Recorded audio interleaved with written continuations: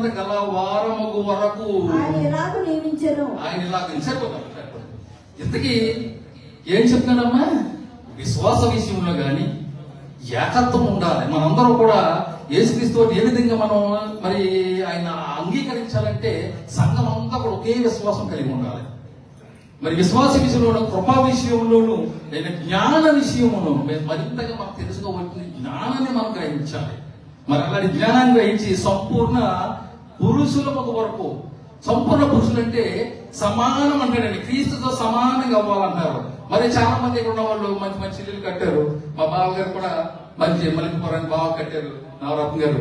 ఇప్పుడు ఆయనతో నేను సమానం అన్నానంటే, ఆయన మలికిపురం ఒక ఇల్లు కట్టి, నేను కమలం మా ఇంటి అక్కడ డొంకలో ఇల్లు కట్టి నేను ఆయనతో నేను సమానం అంటే నేను అలా దిగుడు అవుతాను. అవుతానే ఉన్నా. ఆయనకి ఎక్కడెక్కడ ఉంది, అందరి మీద ఇల్లు ఉంది, అక్కడ ఎక్కడెక్కడ ఉంది, మొత్తం అన్ని నేను కొని మా బావగారితో నేను సమానుడను అని చెప్పుకుంటే it's very strong, it's very good witness for everybody. కానీ నేను అబద్ధం ఆడుతున్నాను.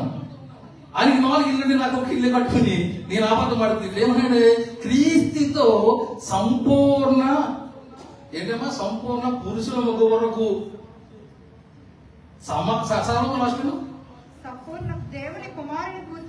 దేవుని కుమారుని గూర్చిన జ్ఞాన విషయంలోను ఏకత్వము పొంది సంపూర్ణ పురుషులకు వరకు, అనగా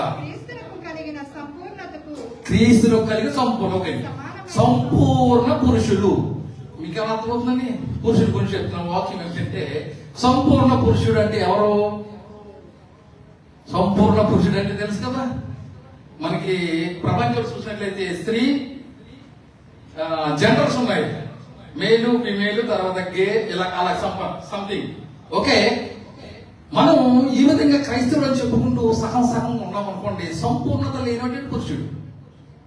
అంటే మనం ఎందులోకి వెళ్తాము? నపుంసకుల్లోకి వెళ్తున్నారు పురుషులందరూ.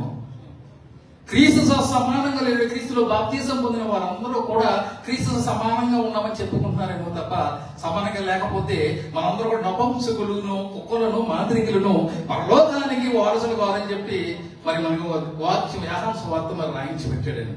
మరి నపుంసకులుగా జీవిస్తామా, లేదంటే మరి సంపూర్ణ పురుషులుగా జీవించి మరి సంపూర్ణ స్త్రీలుగా అవ్వాలంటే మీరందరూ కూడా మరియ స్వభావాన్ని, మరియ భావాన్ని, మరి యొక్క పరిశుద్ధతను మీరు అందరూ సంతరించుకోవాలని మరి ఈ గుడ్ ఫ్రైడే సందర్భంగా మీ అందరినీ ప్రేమతో కోరుతూ ఇంతలో నా వాక్యం ముగిస్తున్నాను.